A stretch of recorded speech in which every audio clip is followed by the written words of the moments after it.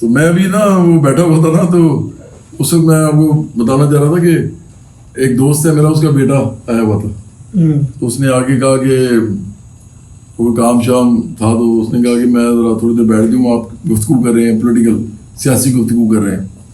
میں نے کہا بیٹھ جاؤ, وہ بیٹھ گیا, حالانکہ اس کا کام ہو گیا ہوا تھا. تو وہ آواز نہیں آ رہی تھی, تو میں نے کہا یار یہ پنکھے بند کر دو ذرا ڈرائنگ روم کے, تو آواز تو کم از کم آئے. تو تھوڑی دیر کے بعد نا گرمی لگنا شروع ہوگی, لوگوں کو گرمی ہے. تو اس نے وہ لڑکے نے بھی نا ایسے کیا, تو میں نے کہا یار گرمی تو نہیں لگ رہی؟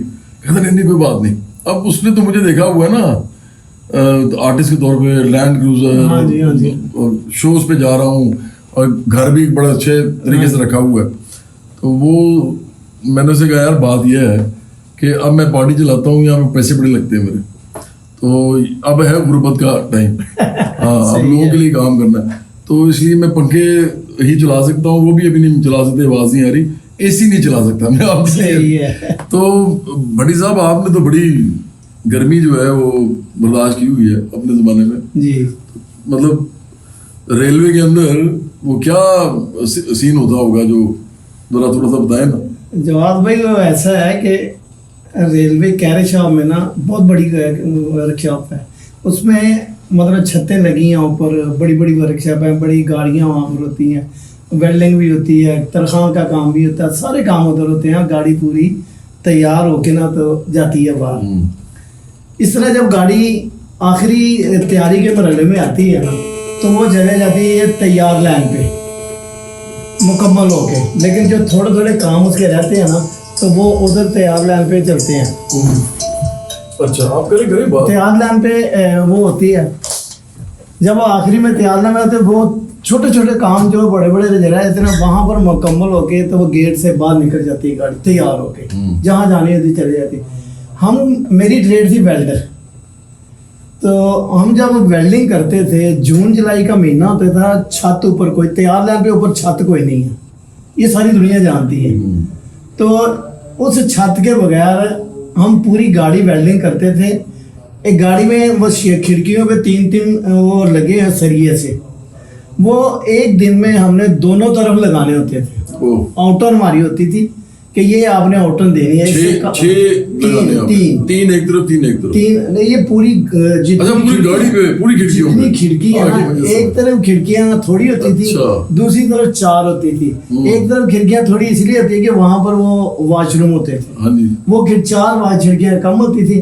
دوسری طرف وہ واش روم نہیں ہوتا تو 4 کھڑکیاں زیادہ ہوتی تھی.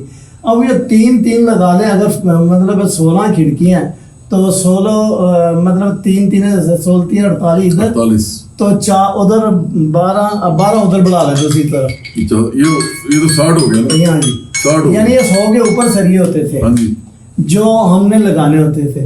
وہ جون جولائی کا مہینہ ہوتا تھا, دھوپ اتنی ہوتی تھی کہ ہمارا پسینہ سر سے شروع ہوتا تھا پاؤں تک چلے جاتا تھا.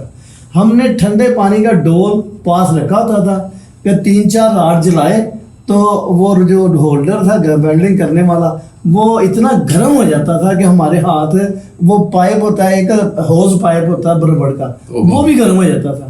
ہم 5 منٹ اسے ٹھنڈے پانی میں ڈالتے تھے, وہ ٹھنڈا کرتے تھے, دوبارہ پھر کام شروع کرتے تھے.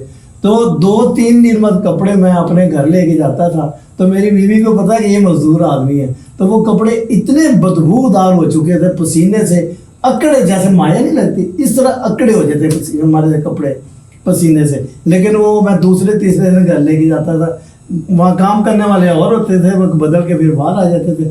تو اس حالت میں ہم نے کام کیا, تو یہ گرمی تو ہمارے لیے کچھ بھی نہیں ہے. اور بڑی صاحب اس کا مطلب یہ ہوا کہ آپ یہ کرتے تھے تو پوری پاکستان کے جو پورے پاکستان کے جو عوام ہیں وہ ریل گاڑیوں میں سفر کر سکتے ہیں. جی بالکل. ایک بات اور میں بتاتا ہوں آپ کو کہ یہ جو ہولڈر ہے نا, ویلڈنگ جب شعلہ نکلتا ہے, یہ ہولڈر 14,000 ڈگری فارنائٹ ہو تو یہ پگھلتا ہے. یعنی دونوں ویلڈنگ وہ بھی وہ جلتا ہے تب یہ جڑتا ہے. تو اب اس کا میری یہ جو ہے نا ادھر یہ سکین کالی سیاہ ہوتی تھی, تو وہ ہفتے 10 میں وہ سکین اترتی رہتی تھی, کیونکہ یہ جگہ نہیں ہوتی تھی, यहाँ पर स्क्रीन होती थी तो ये सारा असर आता था। बड़ी साहब मैंने इसलिए भी ये कहा है कि ये वीडियो जो है ना बनाना जरूरी है, आप बता रहे थे सारा कुछ, क्योंकि मैं हूँ मैकेनिकल इंजीनियर जी और रेलवे जो है हमारे अंडर ही आता है असल जी, जी। में। वैसे तो वापडा में भी बहुत मैकेनिकल इंजीनियर है, लेकिन रेलवे तो स्पेशली हमारी फील्ड थी ना। जी। तो मेरे दोस्त भी हैं रेलवे में, बहुत बड़े बड़े इंजीनियर लगे हुए। अभी मेरा एक दोस्त है राहत मिर्जा, वो बहुत बड़ा अफसर है रेलवे का। जानता तो हूँ। हमारा हाँ तो अच्छा जानते हैं ना। तो वो हमारा ना वो बड़ा काबिल और बड़ा ऑनेस्ट आदमी है, बड़ा ईमानदार आदमी है।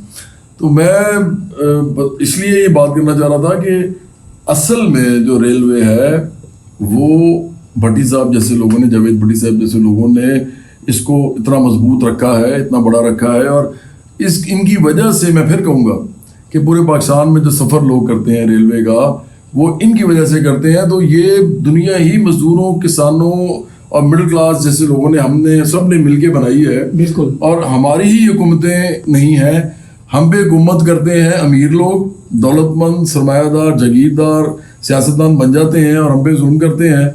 हम चाहते हैं कि आम लोग अपने आप पर खुद हुकूमत करें, इसीलिए हम कहते हैं कि बराबरी पार्टी को ज्वाइन करें ताकि इस मुल्क से तसल्लुत खत्म हो इन दौलतमंद सियासतदानों का।